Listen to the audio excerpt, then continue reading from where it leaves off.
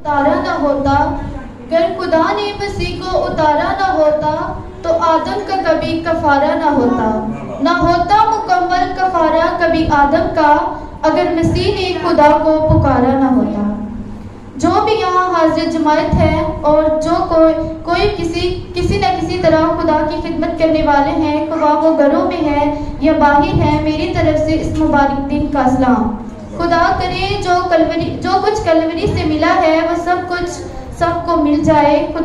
کلام خدا یسایا نبی کی کتاب اس کا 53 باب اس کی 12 آیات میں مرغوم ہے، کیونکہ اس نے اپنی جان موت کے لیے انڈیر دی اور وہ خطا کاروں کے ساتھ شمار کیا گیا، تو بھی اس نے بہتوں کے گناہ اٹھائے اور خطا کاروں کی شفاعت کی۔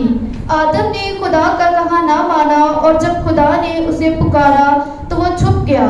اس نے کہا کہ خدا میں محسوس کرتا ہوں کہ میں ننگا ہوں، تو خدا نے اسے اس کے گناہ کے سبب سے پاکی عدم سے نکال دیا۔ آج کے دن یسوع آدم ذات کے اپنی گناہوں کے سبب سے بغیر لباس کے سب کے سامنے صلیب پر لٹکا ہے، تاکہ بنی آدم کو نئی زندگی عطا کر سکے۔ یسوع اپنے باپ سے محبت رکھتا تھا، اس نے باپ کے حکم پر عمل کیا اور خدا کے منصوبے نجات کو پائے تکمیل تک پہنچایا۔ اس نے صلیب پر اپنا انمول خون بہا کر انسانوں کو زندگی دی۔ یسوع نے اپنی تمام زندگی دعا اور خدمت میں صرف کی۔ یسوع کی ادارہ زندگی بھی دعا سے شروع کی۔ کوہ زیتون پر گرفتاری کے لمحہ بھی وہ دعا کر رہا تھا اور صلیبی موت کے وقت بھی وہ دعا میں ہمدرد گوش تھا۔ یسوع اپنے شاگردوں کو گتسمنی باغ میں لے کر گیا، جو کہ اس بات کی علامت ہے کہ خدا نے آدم کو جس باغ سے نکالا، یسوع اس باغ میں انسانوں کو واپس لے کر جاتے ہیں۔ یسوع آنے والے وقت کو سوچ کر غمزدہ تھے اور شاگردوں کو بھی دعا کرنے کے لیے کہتے ہیں، مگر سب پر نیند طاری ہے، مگر جہاں کا نجات دہندہ باپ سے کہتا ہے، اگر ہو سکے تو یہ پیالہ مجھ سے ٹل جائے، میری نہیں بلکہ تیری مرضی پوری ہو۔ اور باپ کی مرضی یہی تھی کہ وہ صلیب پر دکھ اٹھائے، لہٰذا اسے گرفتار کر لیا گیا۔ پر شاگردوں نے کیا کیا؟ اسے مشکل گھڑی میں دیکھ کر چھپ گئے۔ یہودا نے تو بے وفائی کی ساری حدیں ہی پار کر دی، چند سکوں کی خاطر اپنے استاد کو بیچ ڈالا تاکہ اس کی تھیلی بھر سکے۔ کوہ زیتون سے سپاہی یسوع کو گرفتار کر کے لے گئے تاکہ عدالت میں پیش کر سکیں، اس عدالت میں جس میں فقی، فریسی انصاف اور اصولوں کی تقریریں کرتے تھے، مگر خود دلوں میں کدورت بھرے نا انصافی اور ظلم ڈالتے ہیں۔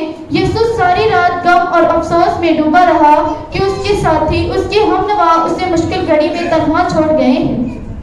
وہ وفا کے وعدے کرنے والا، ہمیشہ ساتھ نبھانے والا پرانا رقیب آج منہ موڑ بیٹھا ہے، پہچاننے سے انکار کر رہا ہے۔ پطرس، وہ پطرس جسے یسوع چٹان سے تشبیہ دیتا ہے، آج وہ چٹان ٹوٹ گئی، وہ بھی کس کے سامنے؟ ایک معمولی سی لونڈی کے سامنے کہ میں نہیں جانتا کہ تم کیا کہہ رہی ہے۔ پطرس کے 3 بار انکار کرنے پر یسوع اس کی طرف دیکھتے ہیں اور اسے وہ وقت یاد دلاتے ہیں جب وہ ساتھ نبھانے کی قسمیں کھا رہا تھا۔ پطرس خود کو کمزور اور ٹوٹا ہوا محسوس کر رہا ہے، وہ کچھ نہیں کر پایا۔ بے شک خدا کی بادشاہی کو ایسے تکمیل ہونا تھا۔ وہ لوگ جو یسوع کو اپنا مسیحا، شافی اور بادشاہ مانتے تھے، آج گلا پھاٹ پھاٹ کر چلا رہے ہیں کہ اسے مسلوب کر اسے ذلت امیز موت دو۔ وہ لوگ آج یسوع کی گرفتاری پر خوش ہیں، اس پر حرکت بھرے لفظوں کی بجھاڑ کر رہے ہیں۔ 2 ٹکے کے سپاہی اسے مکے مار رہے ہیں، اس پر کوڑے برسا رہے ہیں، نفرت کی آگ کو ٹھنڈا کر رہے ہیں۔ آج لوگ اس ڈاکو کو یسوع کی جگہ چھڑوانا چاہتے ہیں، جو صرف اور صرف موت ہے، جو نفرت ہے، جو زندگی کا خاتمہ ہے، جس کے نزدیک انسانی زندگی کی کوئی قیمت نہیں۔ آج ایک بار پھر محبت اور نفرت کے درمیان مقابلہ ہوا اور لوگوں نے نفرت کو چن لیا اور محبت کو صلیب پر چڑھا دیا۔ آج زندگی بانٹنے والے مسیحا کی جگہ زندگی چھیننے والے برابا کو چھڑوا لیا۔ پیلاطس کی کچہری میں آج بے گناہ گناہگار بن گیا۔ مریم کے لال کو ماں کے سامنے کوڑوں سے مارا جا رہا ہے۔ کلام کو الفاظ میں بیان کرنے کا فن بہت لوگوں کو آتا ہے، لیکن کلام کو جسم دے کر بیان کرنا صرف مقدسہ مریم کو آتا ہے۔ وہ جو زندگی دینے آیا تھا، آج لوگ اس کے خون کے پیاسے ہیں۔ یسوع کی محبت کی انتہا دیکھو، اس نے ہماری خاطر اس بوجھ کو قبول کر لیا تاکہ ہمیں زندگی مل سکے۔ یسوع جب بھی صلیب کے بوجھ تلے گرتے ہیں، بے رحم سپاہی مارتے، دھمکاتے، گالیاں گالیاں بکتے ہیں۔ اس ساری ذلت کے باوجود انسانوں کے بارے میں فکر مند ہے۔ وہ رونے والی عورتوں کو تسلی دیتا ہے کہ میرے لیے مت رو، اپنے اور اپنے بچوں کے لیے رو، کیونکہ جب ہری درخت سے ایسا سلوک کیا جاتا ہے تو سوکھے سے بھی ضرور کریں گے۔ یسوع صلیب کے بوجھ تلے ناڈال اور کمزور پڑ گئے ہیں۔